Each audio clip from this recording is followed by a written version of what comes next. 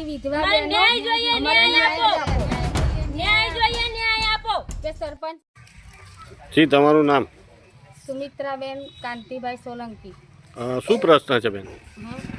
પાણીની વળવાર હતી સાહેબ, એમાં અમને એ લોકોએ પાણી ના લેવા દીધું, એટલે પાણીની બાબતે અમને અમારી ઉપર ઝઘડો કર્યો એ લોકોએ, જિગ્નેશભાઈ રામાભાઈ અને રામાભાઈ ગાબાભાઈ, અને એમની પાછળ બબુભાઈ દેસાઈભાઈ અને પેલા એનું નામ શું લાગતું, જિગ્નેશભાઈ બબુભાઈ।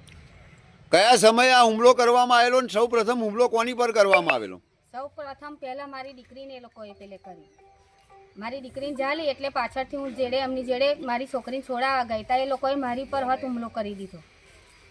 તમને છોડાવવા માટે કોણ આવેલું? મને છોડાવવા મારા દેરાણીને ફરીને મારા જેઠાણીને બધા આવ્યા, તે બધાને મારી જ દીધું। મારો છોકરો આવ્યા મારા છોકરાને મારી દીધું, મારા દિયર આવ્યા મારા દિયરને મારી દીધું। પછી અમને બધાને વાગ્યું એટલે બધા અમે 108ને બોલાવી લીધી અને 112ને બોલાવી લીધી ડાયરેક્ટ। પછી અમે સીધા જ ગતારા સિહોલમાં।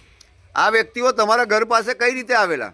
એ બધાય હજીને જ આવેલા સાહેબ હુમલો કરવા, બધા અહીં રસ્તે થઈને નીકળવાનું એટલે એ લોકો અહીં થઈને અમારા ઘર પાછળ હજીને દેવા આવેલા અને અમને ખબર નથી કે એ લોકો હજી ના આવ્યા, દંડા ને પથ્થર ને એ બધું લઈને જ આવેલા। શું બૂમો પાડતા પાડતા જતા હતા આ લોકો?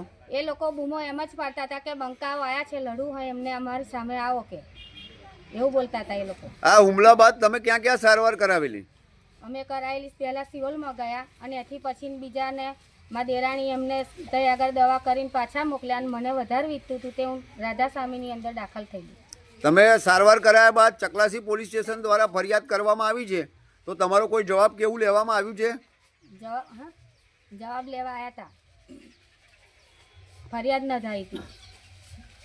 આ મહિલા સરપંચ તરીકે તમે શું કહેશો સરકારને? ન્યાય આપો, અમે એવું જ કહીશું કે ભાઈ અમને ન્યાય આપો, અમારી વિધવા બહેનો